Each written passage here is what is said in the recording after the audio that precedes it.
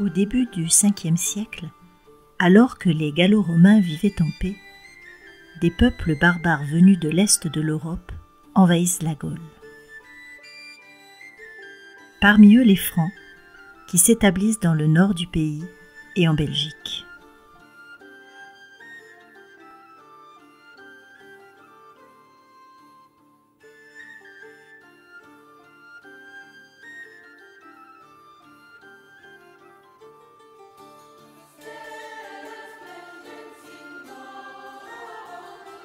Il serait, selon Grégoire de Tours, le petit-fils du légendaire fondateur de la dynastie mérovingienne Mérové et le fils de Childéric Ier, un roi de guerre germanique au service de Rome.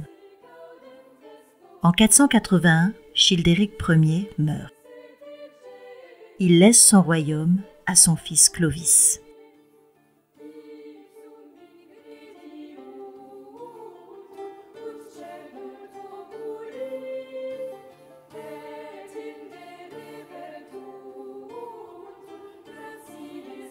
Pour étendre son royaume, Clovis mène de nombreuses batailles contre les peuples installés en Gaule. Au début de son règne, quelle est la capitale du royaume des Francs? Quels sont les autres peuples présents en Gaule? Les Alamans, les Burgondes, les Ostrogoths et les Visigoths.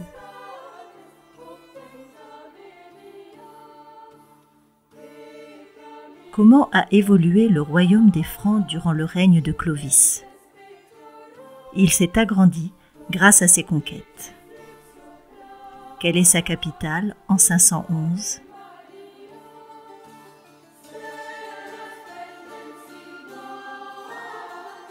Clovis apparaît comme un guerrier courageux et rusé, mais également brutal, impitoyable et rancunier.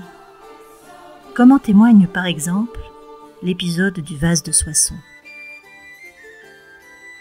L'histoire se déroule dans la ville de Soissons après une bataille. La tradition franque veut que le butin soit partagé à parts égales entre tous les guerriers, quelle que soit la condition de celui-ci. C'est le sort qui décide de ce qui revient à chacun. Le roi prend la parole. « Je vous prie, mes braves guerriers, de vouloir bien m'accorder outre ma part ce vase que voici. » Ces hommes, lui reconnaissant une autorité supérieure, acceptent volontiers. L'un d'eux pourtant se révolte et frappe le vase en affirmant que seul le sort peut décider du partage. Un an plus tard, Clovis passe ses troupes en revue. Arrivant devant celui qui s'était jadis opposé à son autorité, il lui reproche sa mauvaise tenue et lui arrache sa francisque des mains. Le soldat se penche pour la ramasser. C'est alors que Clovis lui fend le crâne.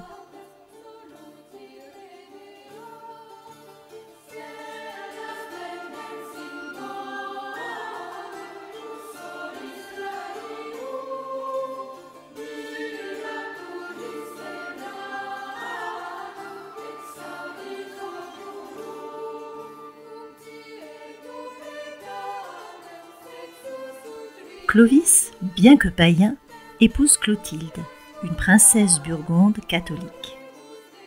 Elle lui conseille de se convertir, mais dans un premier temps, il refuse.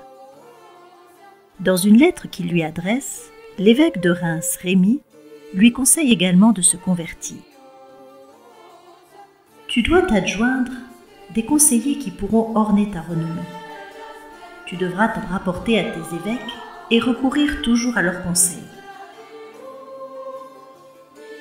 Car si tu t'entends bien avec eux, ta province ne pourra qu'en être consolidée. Rends courage aux citoyens, relève les affligés, favorise les veuves, nourris les orphelins. » Lors de la bataille de Tolbiac, le roi franc aurait fait le serment suivant.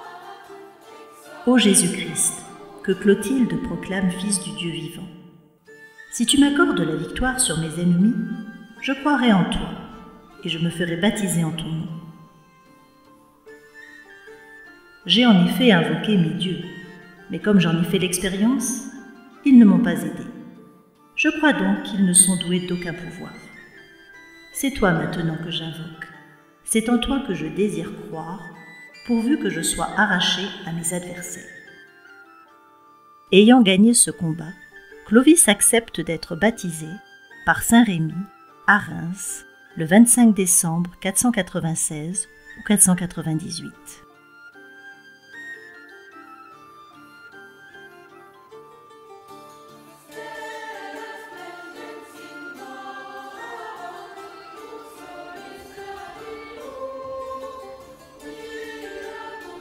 Son exemple est suivi par l'ensemble de ses 3000 guerriers.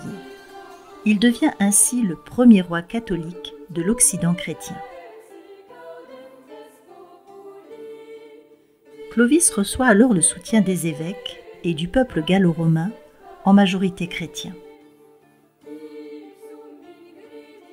Ce soutien lui permet d'étendre son royaume. Il devient le seul roi de toute la Gaule et en 508, il fixe sa capitale à Paris.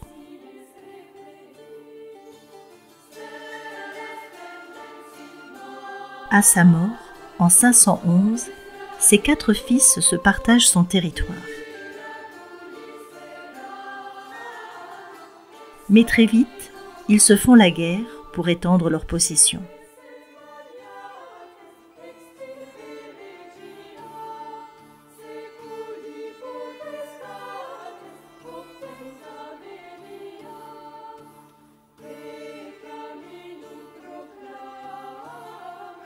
Les successeurs de Clovis forment la dynastie des rois mérovingiens. Ils règnent pendant 3 siècles sur le royaume des Francs. L'époque mérovingienne est marquée par la violence, les meurtres et les pillages. Les rois, mais aussi les reines sont cruels.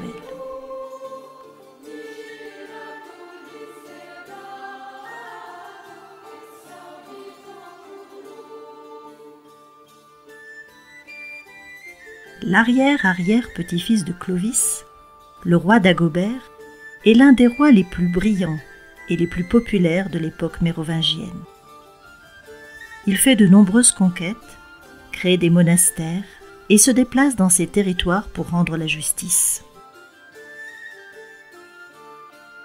Le pouvoir monarchique est déjà affaibli sous son règne, et après sa mort, il passe entre les mains des chefs de la cour, les maires du palais. C'est la période des rois fainéants. Pépin le Bref sera le premier maire du palais à être proclamé roi, créant ainsi une nouvelle dynastie, celle des Carolingiens.